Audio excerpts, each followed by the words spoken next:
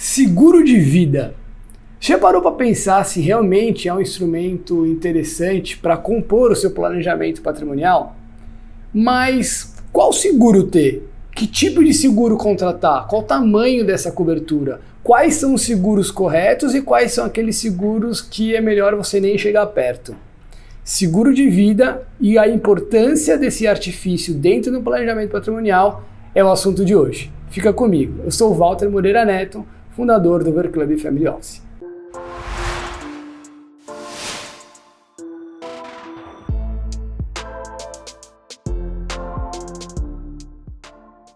E o que especificamente é um seguro de vida? É basicamente um seguro como qualquer outro. Imagina o seu seguro de carro, se é que você tem carro, você faz um seguro de carro, como é que funciona? Bateu o carro, seguro vai lá e paga. Seguro de vida é a mesma coisa.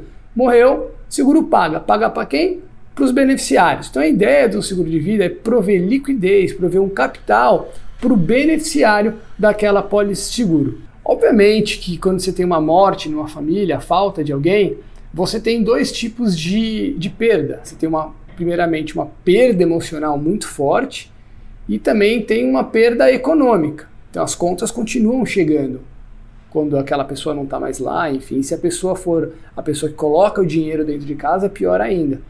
Então o seguro de vida ele vem para você conseguir minimizar ou reduzir ou até eliminar o impacto econômico. E existem diversos benefícios em incluir o seguro de vida dentro de um planejamento patrimonial.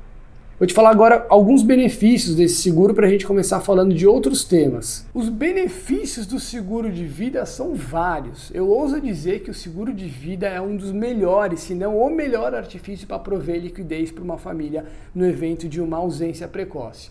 Bom, alguns dos benefícios do seguro. Beneficiário. O segurado ele consegue colocar quem ele quiser como beneficiário. Normalmente a família ou um sócio. É muito importante que no planejamento sucessório você saiba exatamente o porquê e quem é o beneficiário. Isso é o que vai determinar a assertividade desse seguro de vida, uma das coisas, mas você consegue colocar o beneficiário que você quiser. Obviamente, se não for a família, se não for um sócio, você vai precisar explicar para a seguradora o porquê que você entende que aquela pessoa merece receber uma indenização na sua ausência, ou na ausência da pessoa que é o segurado dessa apólice. Mas tem outros 3 grandes benefícios que eu acho que ainda são ainda melhores. O primeiro deles é que você não paga imposto, não tem imposto de renda e indenização de seguro de vida. O segundo deles é que não entra inventário.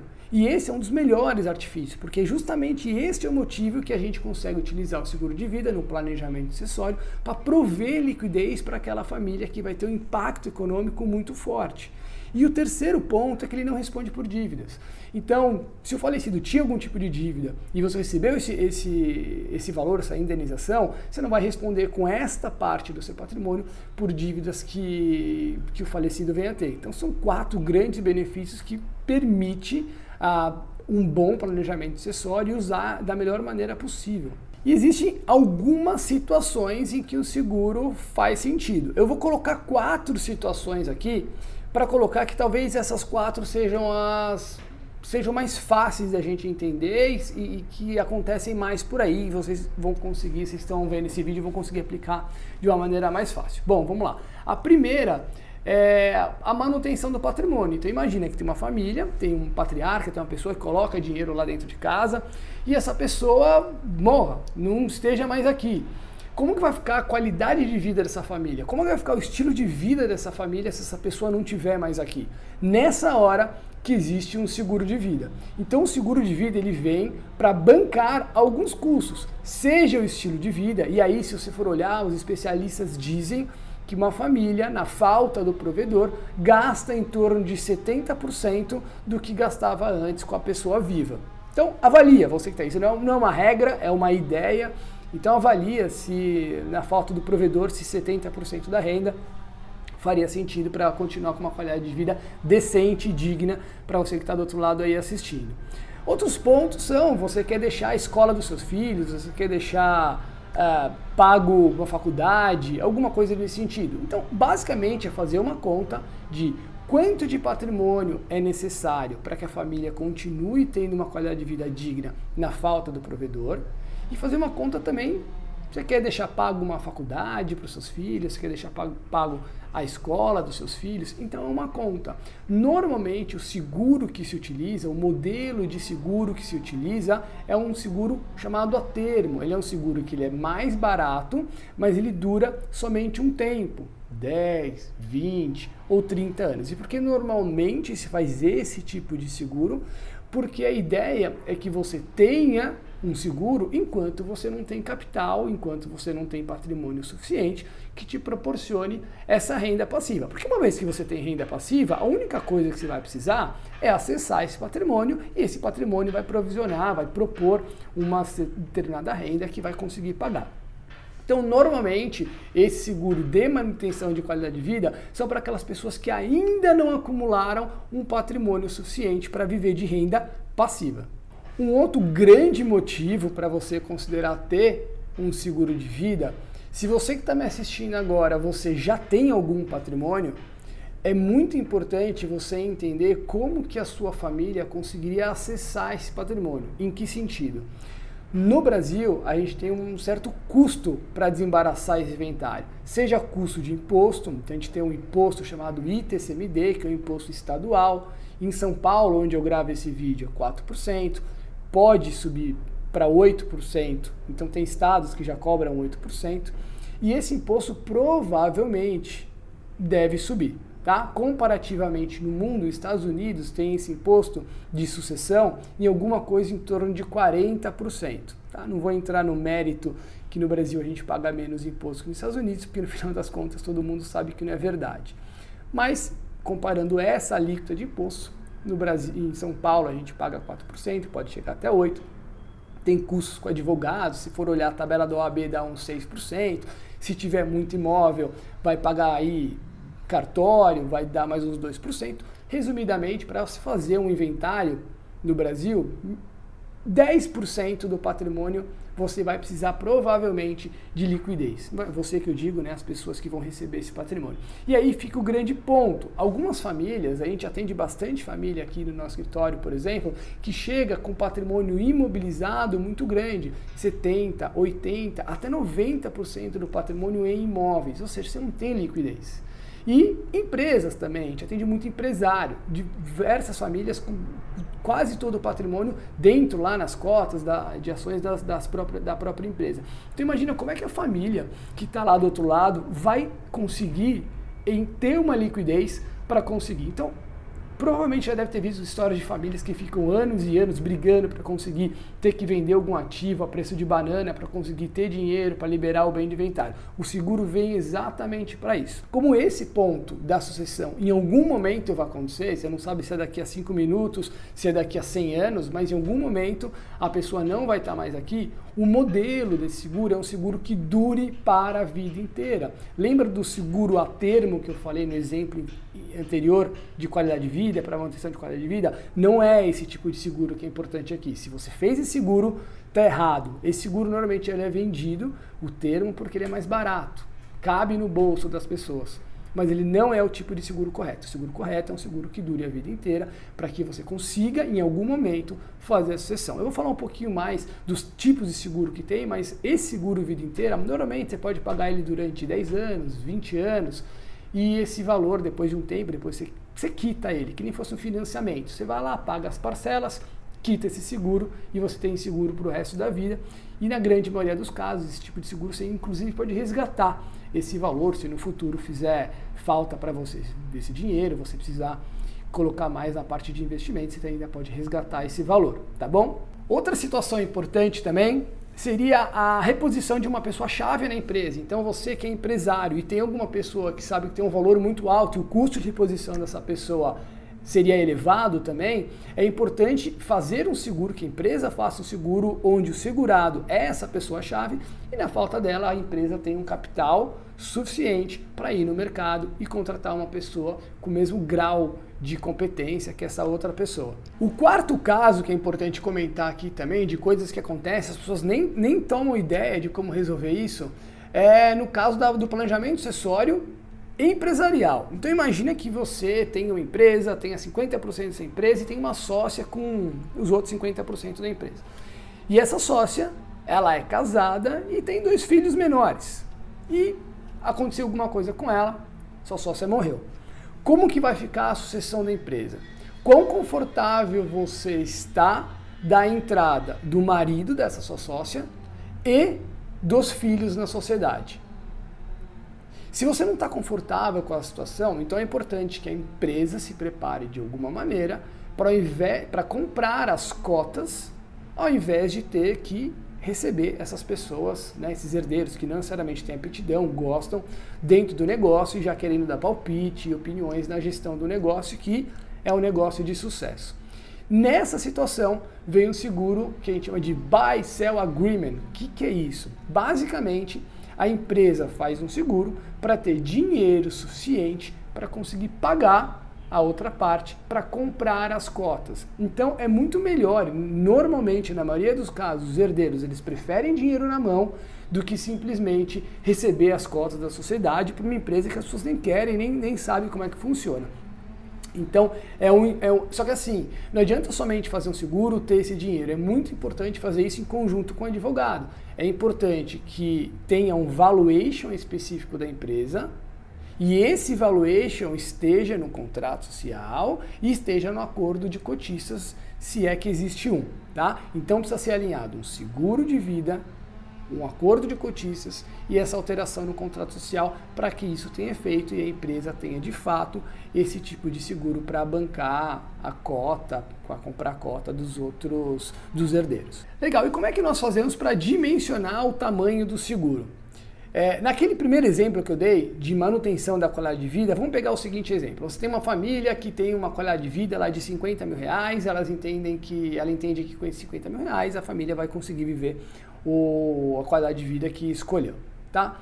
Então você vai fazer uma continha de trás para frente, basicamente, 50 mil reais, quanto que você precisa, né? 50 mil reais, está falando de 600 mil reais, só que se você tiver investido esse valor e precisar pagar lá, hoje em dia, o imposto de renda de 15% sobre os seus investimentos financeiros, a gente está falando alguma coisa em torno de 700 mil reais, 705 mil reais de renda bruta para tirar o imposto, sobrar 600 mil líquido que dão 50 mil reais. Legal, então essa família precisa ter um patrimônio que entregue esses 705 mil reais todos os anos. Que patrimônio é esse? Fiz as continhas aqui. E esse patrimônio é um pouco mais de 17 milhões. Então, se essa família tiver um seguro de 17 milhões, essa família vai poder ter uma renda de 50 mil. Lembrando que esse seguro deve ser um seguro a termo, que é mais barato, porque é um seguro que você vai ter até acumular um determinado capital lá dos 17 milhões. Agora, se você já tem 10 milhões guardado, por exemplo, em ativos, e aí é legal dar um passo para trás para lembrar o que é ativo, né? A forma que a gente enxerga ativo e passivo é diferente do que o contador enxerga. Então, ativo para a gente utiliza a metodologia lá do Pai Rico, Pai Pobre, do Robert Kiyosaki, que é ativo é aquele que coloca dinheiro no seu bolso. Passivo não coloca dinheiro no seu bolso. Um imóvel alugado é um ativo, um imóvel desalugado é um passivo. Então, se você tem 10 milhões em ativos, ou seja, imóveis alugados, investimentos financeiros, sua casa, por exemplo, que você mora, nessa metodologia não é um ativo, porque não coloca dinheiro no seu bolso. Ao contrário, tira dinheiro do seu bolso. Mas não tem problema, a gente fala sobre isso depois. Enfim, se você tem 10 milhões de ativo e precisa de um seguro de 17, a gente é só fazer a diferença. Você precisa de um seguro de 7 milhões. Quando? Até quando você conseguir acumular os 17 milhões. Depois você não precisa mais. Depois você precisa de um outro seguro, que é um seguro para liberar bem de inventário. Não é depois, na verdade, é ao mesmo tempo. Você precisa de um seguro para manutenção do estilo de vida da sua família e um seguro para que eles consigam liberar esse bem de inventário, pagar todos aqueles custos que eu já te falei.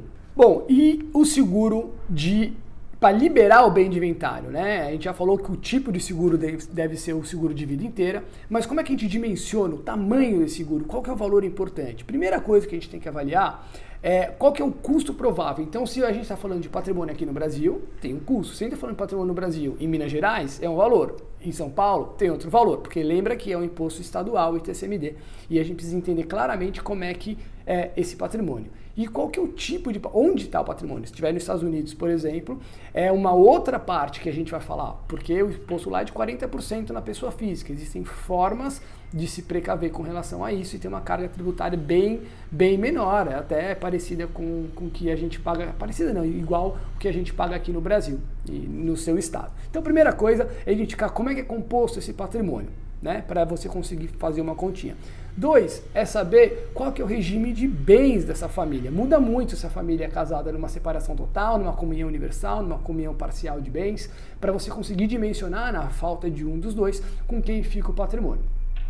O terceiro ponto é entender como é que está estruturado isso aí, como está estruturado. Essa família ela já tem uma holding, ela fez a transferência da holding pelo valor contábil, fez pelo valor de mercado. Qual que é o valor que está nessa holding? Porque a sucessão ela vai se dar em cima dos valores das cotas, que normalmente é o valor contábil, um valor substancialmente menor do que o valor venal, que é normalmente o valor quando está na pessoa física. Então esse é um dos benefícios também de montar uma holding imobiliária. Vou deixar aqui um vídeo que eu já gravei sobre os benefícios de uma holding patrimonial.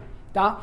E o quarto ponto, simplesmente a gente conseguir ter essa dimensão se já foi feito algum tipo de planejamento sucessório. Às vezes aquela família ela tem uma holding, já doou as cotas, já tem algum patrimônio, já doou as cotas, e por isso este patrimônio, na ausência, não entra, não compõe a parcela de inventário, então o valor vai ser substancialmente menor. Então esses 4 pontos são pontos específicos e essenciais para que a pessoa que te assessora, para o seu family office que te assessora, conseguir dimensionar o tamanho desse seguro para liberar o inventário para a sua família. O mais importante é planejamento patrimonial, planejamento sucessório não é uma coisa que você pega, faz uma vez, resolve e está resolvido. Não. Você precisa de acompanhamento, porque o valor do seu patrimônio muda, as estratégias patrimoniais que você faz mudam e você precisa adequar. E para piorar, no Brasil, as leis mudam toda hora. Então é muito importante ter esse acompanhamento bem de perto para ter a maior garantia possível que o planejamento sucessório que você fez vai funcionar quando você precisar. Bom, então a gente já sabe que dá para usar o seguro de vida de diversas maneiras dentro do planejamento patrimonial. Mas é qualquer seguro que você pode comprar, é em qualquer seguradora que você pode comprar uma pólice seguro de vida que realmente vai funcionar para você? E a resposta é não. Tem muitos cuidados, ou pelo menos tem alguns principais cuidados que é importante você notar para não cometer um grande erro patrimonial.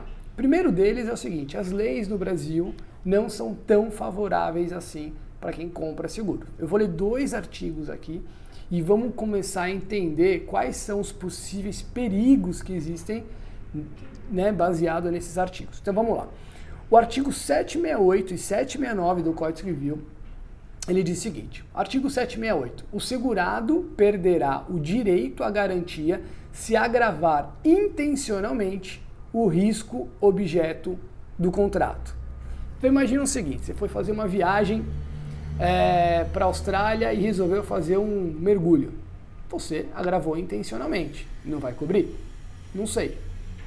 É importante saber para depois ter que brigar com a seguradora, mas você não vai estar mais aqui. Você pegou, foi fazer uma viagem para a Ásia, alugou uma moto, você nunca anda de moto. Será que aconteceu alguma coisa? Vai pagar ou não vai? Fica uma coisa meio dúbia, tá? Artigo 769. O segurado é obrigado a comunicar ao segurador, logo que saiba, todo incidente suscetível de agravar consideravelmente o risco coberto, sob pena de perder o direito à garantia se provar que silenciou de má fé. Quer um exemplo? Você faz seguro durante muito tempo, em um determinado momento você vai fazer um check-up no seu médico e você está com hipertensão. Você cura dessa hipertensão. Sei lá, morre por outra coisa. Será que vai pagar?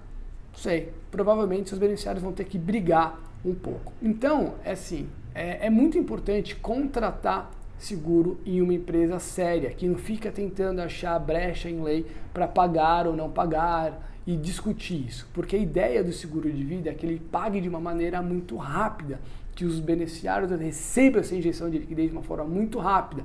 Já está com uma perda emocional gigantesca. A gente tem que minimizar ou eliminar essa perda econômica, para que a pessoa não quer pensar em dinheiro nesse momento. É importante que esse dinheiro venha rápido e não que a família tenha que se desgastar mais ainda para conseguir provar que a pessoa não silenciou de má fé ou que ela não andava de moto e foi só numa viagem que andou de moto. Enfim, são essas coisas que é importante a gente notar. Então, a primeira coisa é, normalmente, os seguros dos grandes bancos, eles vêm com algumas pegadinhas. É importante, se você tiver alguma dúvida, pega as condições gerais. Olha as condições gerais, lê, seguro é um contrato, onde você simplesmente transfere o risco para uma seguradora. E ela só vai pagar se tiver escrito lá no contrato. Então, tá lá, tá escrito o que paga e o que não paga. Olha as entrelinhas antes de contratar. Via de regra, fique longe de seguros de grandes bancos. Outra coisa importante para ficar atento é o período de não contestação. O que é o período de não contestação?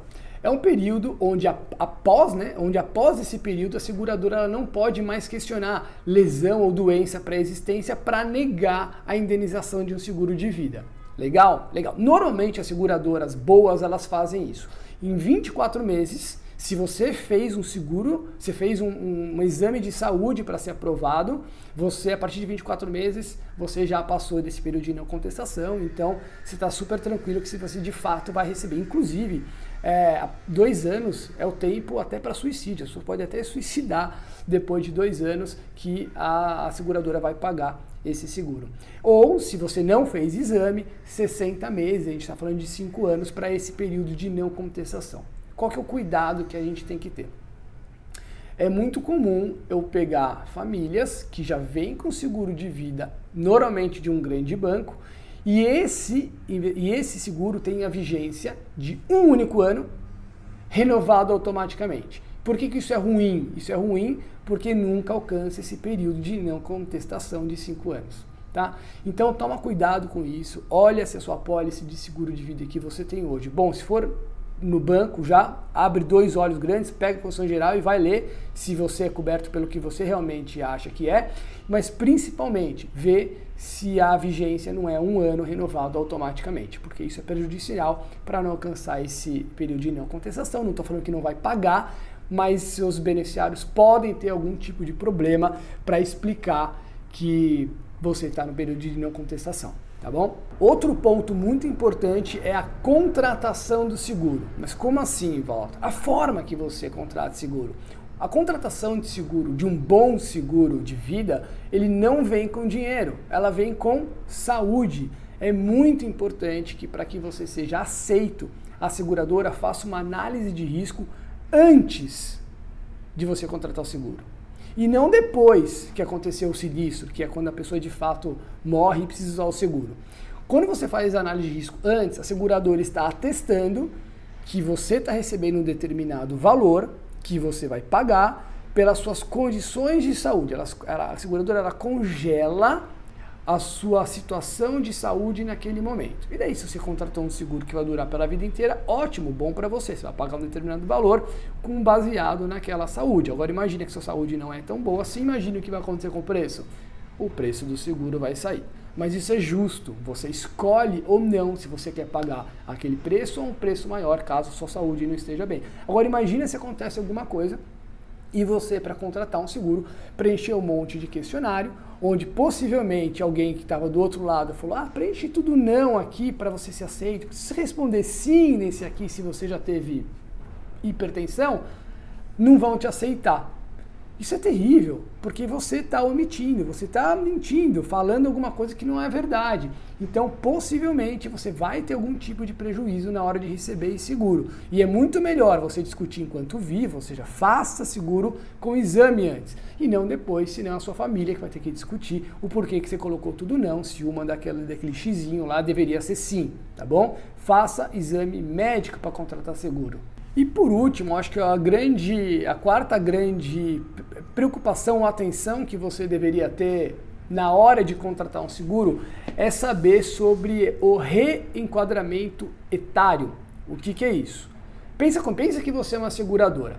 Segurar uma pessoa de 90 anos é muito mais arriscado para a seguradora, é muito mais provável que ela vai ter que pagar aquele seguro do que de uma pessoa de 20 anos, de 30 anos, onde provavelmente, se as coisas derem certo, tem muito tempo ainda para viver, certo?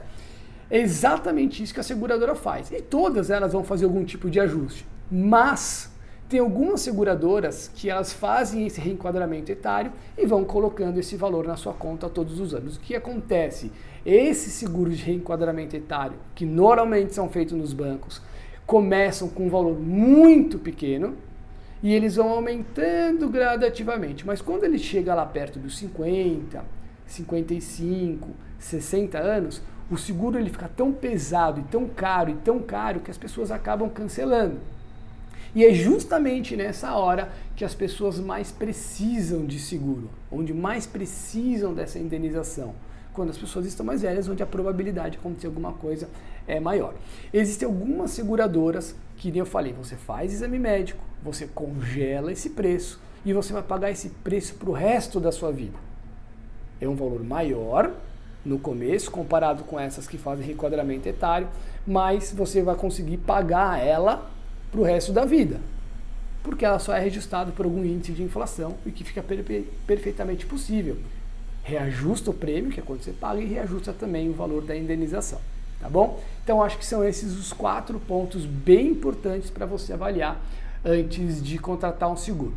E você que está me olhando, já usa esse instrumento de seguro de vida para planejamento acessório? Você já faz isso da maneira adequada? Você monitora para saber a evolução e se o que você faz é pouco ou é muito. Tem algumas pessoas que fazem muito seguro e gastam mais dinheiro do que precisariam. Pode colocar o dinheiro em outras coisas, por exemplo, na parte de alocação para investimentos financeiros, para acúmulo patrimonial, enfim.